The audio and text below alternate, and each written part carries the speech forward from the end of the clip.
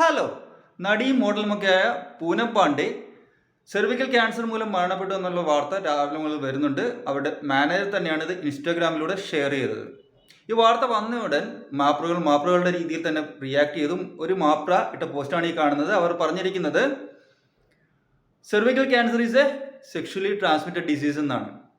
Actually അത് sexually transmitted അല്ല, majority sexually transmit ആവാറുണ്ട്, പക്ഷേ അല്ലാത്ത രീതിയിലും ഈ അസുഖം വരാം. ഹ്യൂമൻ പാപ്പിലോമ വൈറസ് ആണ് ഇതിന് കാരണം. HPV എന്നറിയപ്പെടുന്ന ഹ്യൂമൻ പാപ്പിലോമ വൈറസ് ആണ് ഇതിന് കാരണമായിട്ടുള്ളത്.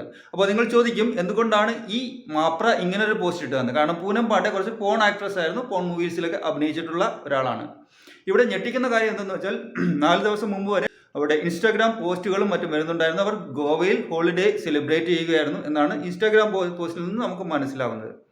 അതോടൊപ്പം തന്നെ മനസ്സിലാക്കേണ്ട മറ്റൊരു കാര്യം, അവർ മരണപ്പെട്ടോ ഇല്ലയെന്ന് ഇപ്പോഴും അത്ര വലിയ സ്ഥിരീകരണമില്ല. കാരണം ഇപ്പോൾ മാനേജർ പറയുന്നത് അവരുടെ സഹോദരിയാണ് അവരുടെ മരണവാർത്ത ഇവരെ അറിയിച്ചതെന്നാണ്. എന്നാൽ സഹോദരി ഇപ്പോൾ നോട്ട് റീച്ചബിൾ ആണ്.